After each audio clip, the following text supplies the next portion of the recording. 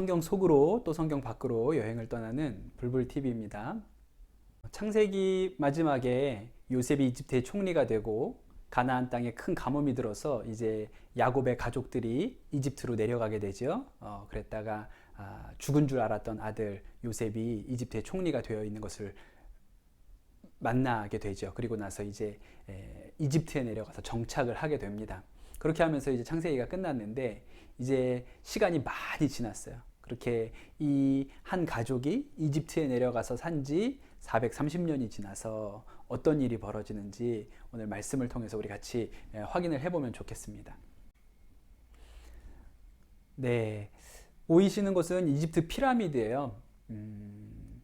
저는 가서 봤죠. 정말 어마어마한 규모를 자랑하는 건축물인데 여러분 한번 생각해 보신 적 있으실지 모르겠어요. 모세가 이집트에서 이스라엘 백성들을 이끌고 나올 때 저 피라미드가 있었을까요? 없었을까요? 있었습니다. 모세 시대보다 훨씬 이전에 피라미드가 있었죠. 제가 옛날에 아이들 앞에서 설교할 때 이스라엘 백성들이 이집트에서 노예 생활하면서 피라미드를 만들었다 그랬는데 틀린 얘기예요. 피라미드가 훨씬 더 오래전에 부터 있었습니다. 창조 시대에 배울 때 창세기에서 아브라함이 가뭄을 만나서 이집트에 내려간 일이 있죠. 그때 아브라함이 이집트에 내려갔을 때 저 피라미드가 있었을까요? 없었을까요? 그때도 저 피라미드는 있었습니다. 그러니까 아브라함이 이집트에 내려갔던 것보다 그 이전에 이미 저 카이로에 있는 기자에 있는 피라미드는요 이미 존재했어요. 그러니까 이집트 문명이라는 것이 정말 오래된 것이죠. 아브라함이 이주해온 것보다도 훨씬 전 1000년도 이상 전부터 이집트 문명이 존재했으니까요. 그 이집트라는 어마어마한 문명 세계에 이제 손바닥만큼 작은 이제 야곱의 가족들이 내려가서 살게 됩니다. 그리고 시간이 훌쩍 지나가게 된 거예요. 이제 그것이 바로 이제 모세 시대의 이야기 시작점이 되겠습니다. 오늘도 지도를 좀 보셔야 되는데 오늘 보시게 될 지도는 지난번에 가르쳐 드린 것처럼 요 부분입니다. 저 뾰족한 삼각형 땅, 요 부분의 지도를 보시게 될 거예요. 지도로 보여드리면 이렇습니다. 이제 모세가 이집트에서 이스라엘 백성들, 히브리 백성들을 이끌고 가나안 땅으로 가는 이야기를 오늘 할 텐데 생각해 보면 계속 움직이니까요. 40년 동안 광야에서 이동하고 또 이동하니까 오늘 말씀을 볼 때는 장소가 대단히 많이 나오고 복잡할 거라는 생각이 들죠. 그러나 실제로 이 출애굽기 또 민수기를 읽을 때는요. 장소가 그렇게 중요하지 않습니다. 성경에는 장소가 많이 나와요. 그렇지만 그 장소를 지금 다 확인하는 것은 불가능해요.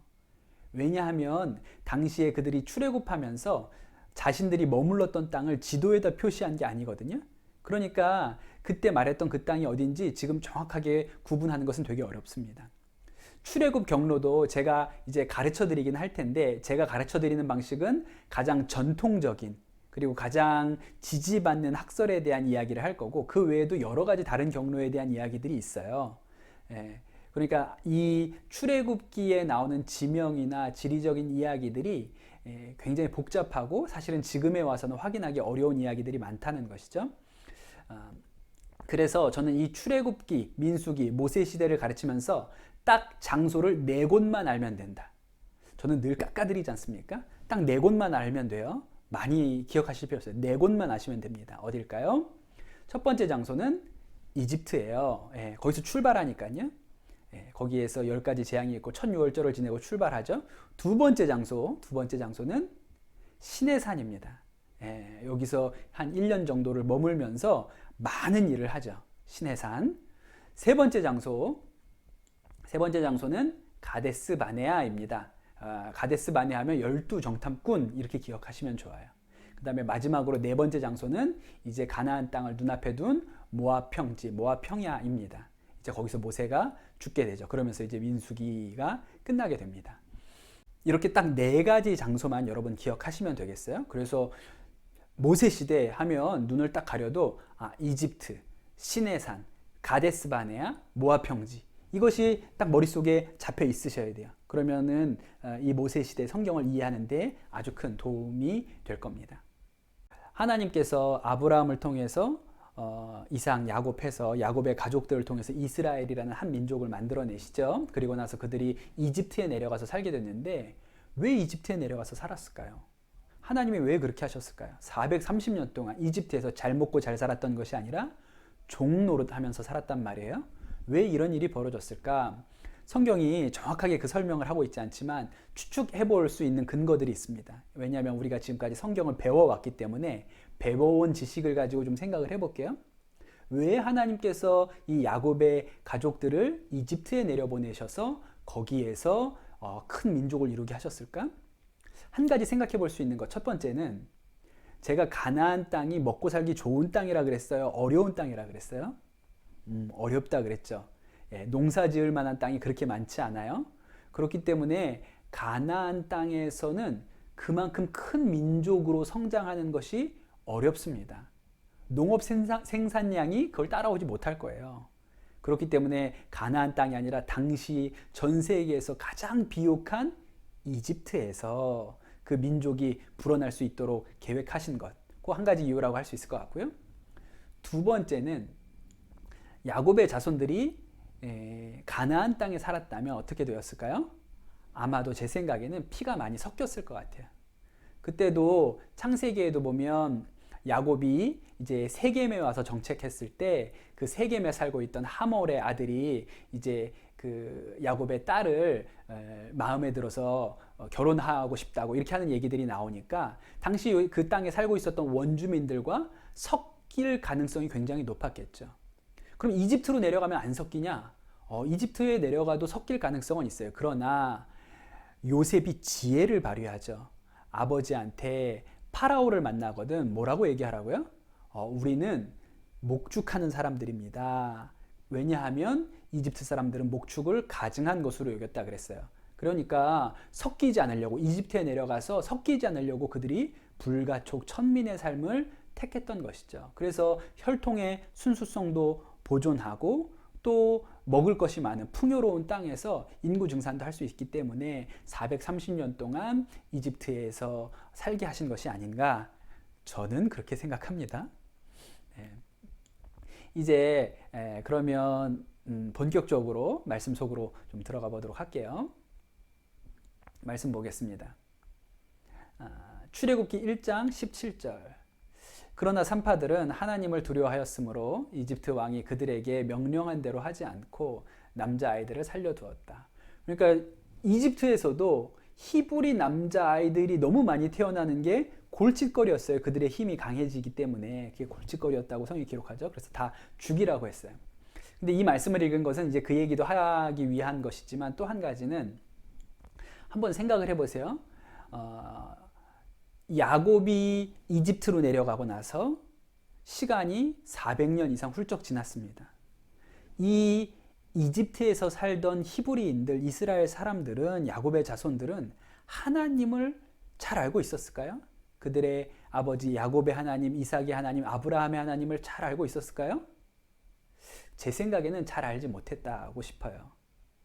그러나 아예 하나님을 잊어버린 것은 아니죠. 그래서 오늘 말씀해 보면 히브리 산파들은 하나님을 두려워했다 이런 얘기가 나오는 거예요. 그러나 그 하나님이 어떠한 하나님인지에 대해서는 분명히 알지 못하죠. 그래서 하나님이 모세에게 나타나셨을 때도 내가 어떤 하나님인지에 대해서 설명해 주려고 노력하시는 것을 볼 수 있어요. 사실 출애굽기 앞부분은 하나님이 자신이 누구인지를 설명하시는 부분이라고 봐도 틀리지 않습니다. 출애굽기 3장 6절 말씀 볼게요. 하나님이 또 말씀하셨다. 나는 너의 조상의 하나님, 곧 아브라함의 하나님, 이삭의 하나님, 야곱의 하나님이다. 모세는 하나님을 뵙기가 두려워서 얼굴을 가렸다. 그랬어요. 모세가 누구십니까? 라고 말하니까 너의 조상의 하나님, 아브라함의 하나님 알지? 들어봤지? 이삭의 하나님 들어봤지? 야곱의 하나님, 그게 바로 나야. 하나님이 자신을 모세한테도 이렇게 소개해 주신 거예요. 내가 어떤 하나님인지 알려주길 원하셨던 거죠. 창세기 3장 13절에서 14절 말씀 보면 모세가 이렇게 얘기를 합니다. 제가 내려가서 우리 백성들한테 뭐라고 제가 어떤 하나님을 만났다고 설명을 드려야 될까요? 그렇게 했더니 하나님이 대답을 하시죠. 요 말씀입니다. 13절 모세가 하나님께 아뢰었다. 제가 이스라엘 자손에게 가서 너희의 조상의 하나님께서 나를 너희에게 보내셨다 하고 말하면 그들이 저에게 그의 이름이 무엇이냐 하고 물을 터인데 제가 그들에게 무엇이라고 대답해야 합니까? 하나님이 모세에게 대답하셨다. 나는 곧 나다. 너는 이스라엘 자손에게 이르기를 나라고 하는 분이 너를 그들에게 보냈다고 하여라. 그렇게 말씀하세요. 옛날에 개역 한글판에는 나는 스스로 있는 자다 이렇게 했는데 하나님의 말씀은 나는 곧 나다. 그렇게 자신에 대해서 설명하시는 거예요. 또 출애굽기 5장 2절 말씀 볼게요. 그러나 바로는 이렇게 대답하였다. 그 주가 누구인데 나더러 그의 말을 듣고서 이스라엘을 내 보내라는 것이냐? 나는 주를 알지도 못하니 이스라엘을 보내지도 않겠다. 히브리인들이 하나님을 어렴풋하게 정확하게 알지 못하고 어렴풋하게 알고 있기 때문에 하나님이 자신이 어떤 하나님인지 소개를 하시죠. 뿐만 아니라 바로 왕 앞에 가서도 바로 왕도 물어보는 거예요. 니네 하나님이 누군데 내가 그 말을 들어야 하느냐 이렇게 얘기하는 거예요. 그래서 이스라엘이 이집트를 떠나는 이 이야기는 당대 세상에서 가장 강력한 나라였던 이집트 앞에 하나님이 어떤 하나님인지를 드러내시고 알려주시는 방식이라고도 볼 수 있는 것이죠. 출애굽기 6장 2절에서 3절 말씀 보겠습니다. 하나님이 모세에게 이렇게 말씀하셨다. 나는 주다. 나는 아브라함과 이삭과 야곱에게 전능한 하나님으로 나타났으나 그들에게 나의 이름을 여호와로는 알리지 않았다. 그렇게 나와요. 여기 이제 성경을 보면 각 주가 달려 있어요.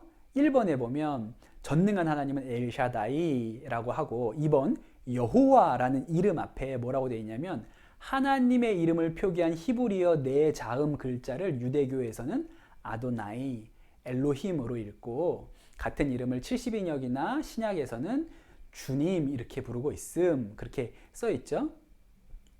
무슨 말이냐면 좀 설명이 필요할 것 같아요. 우리는 하나님의 이름 하면 여호와라는 이름을 너무 잘 알고 있죠. 그런데 이스라엘에서 성경에 여호와라고 쓸 때는 이렇게 씁니다.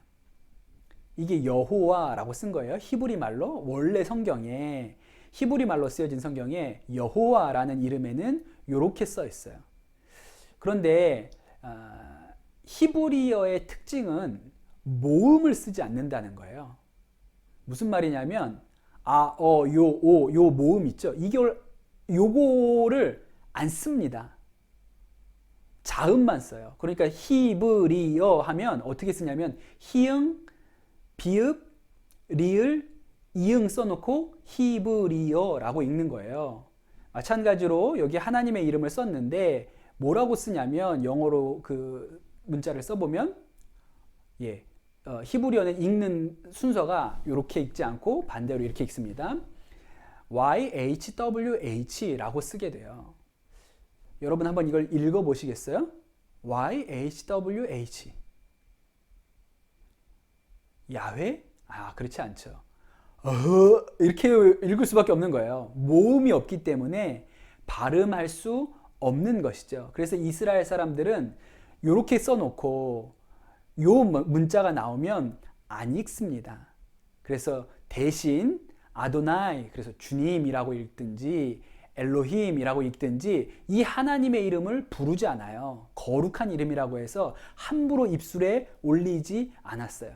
그 이름을 지금 모세한테 가르쳐 주신 거거든요. 그런데 우리는 왜 여호와라고 부르냐? 우리가 성경이 우리에게 오기까지 그 과정을 배웠잖아요. 그때 여호와라는 이름을 틴들, 영어 성경을 번역한 틴들이 여호와, 그때는 제호바였죠. 제호바라는 이름을 붙인 거예요. 그리고 그 제호바를 지금 우리가 가지고 와서 여호와라고 부르고 있는 거죠. 그렇다면 지금 출애굽기 6장에서 여호와라고 썼어요. 그러면 지금 내가 너희한테 내 이름을 가르쳐 준다 이렇게 얘기했잖아요. 그러면 지금까지 이전에 아브라함이나 이삭이나 야곱은 하나님의 이름을 몰랐을까요? 오늘 말씀해 보면 알려주지 않았다. 그때는 전능한 하나님으로만 알려줬지 내 이름, 여호와라는 내 이름은 알려주지 않았다. 이렇게 나오잖아요. 몰랐을까요? 창세기를 읽어보면 아브라함도 하나님을 여호와라고 부르고 이삭도 하나님을 여호와라고 부르는 말씀이 수도 없이 나옵니다. 근데 왜 안 알려줬다고 얘기할까요? 이걸 어떻게 설명해야 되죠? 어렵지 않아요. 간단히 설명하면 되죠. 이 창세기나 출애굽기나 다 모세가 썼어요. 모세는 하나님의 이름을 여호와라고 알고 있습니다. 그러니까 아브라함이 하나님을 부를 때도 내가 알고 있는 이름 여호와라는 이름을 그냥 쓴 거죠. 그때 아브라함이 진짜 여호와를 불러서 여호와라고 쓴 게 아니라 그냥 모세가 여호와라고 알고 있으니까 아브라함이 부를 때도 여호와라고 불렀다라고 쓴 겁니다. 그렇게 뭐 대단한 얘기 아니죠? 하나님 이름에 대한 얘기 여기까지 해보겠습니다. 그리고 나서 하나님께서 자신이 어떠한 하나님인지를 보여주는 방식으로 10가지 재앙을 내리시는 거예요. 그래서 요 10가지 재앙이 이집트에 내려올 때 계속 반복해서 등장하는 말씀이 내가 여호와인 줄 알 것이다. 내가 여호와인 줄 알 것이다. 이런 말씀이 여러 번 반복되어서 나오죠. 그러니 하나님께서 자신이 어떤 하나님인지를 반복해서 설명해주고 계신 것입니다. 그리고 나서 이제 마지막 10번째 재앙이 여기 9번째 재앙까지 나왔는데 모든 첫째 난 것들, 장자들을 치는 재앙이라는 것 여러분 알고 계시죠? 그 이야기로 좀 가보겠습니다. 출애굽기 12장 2절이에요. 너희는 이 달을 한 해의 첫 달로 삼아서 한 해를 시작하는 달로 하여라. 이제 조금 있으면 장자들이 다 죽을 거거든요. 하나님의 10번째 재앙이 내려올 텐데 그 재앙이 끝나면 이집트를 떠나겠죠. 바로 그 달이 첫 번째 달, 그 해가 첫 해, 첫 달이 됩니다. 출애굽기를 읽을 때 우리가 눈여겨봐야 되는 것 중에 하나가 출애굽기와 민수기에는 시간의 흐름이 써 있어요. 성경은 시간의 흐름을 설명하는 일에 대단히 불친절한 책입니다. 날짜가 나오질 않아요. 아브라함이 어딜 가고 야곱이 무슨 일을 했는데 날짜가 없어요. 시간이 몇 년 지나갔는지는 없어요. 고작 우리에게 알려주는 정보는 사람들의 나이밖에 없습니다. 그런데 출애굽기와 민수기는 날짜가 나와요. 성경에 그런 책들이 많지 않거든요. 그래서 출애굽기와 민수기를 읽는 중요한 팁이 날짜를 확인하는 겁니다. 그러면 훨씬 성경을 재미있게 읽을 수 있어요. 여러분에게 출애굽기와 민수기를 읽을 때 날짜를 확인하시면서 읽으시라고 제가 팁을 드리고 그리고 그 날짜를 찾는 구체적인 방법은 다음 영상에서 알려드릴게요. 다음 영상에서 첫날부터 확인해 보도록 하겠습니다. 감사합니다.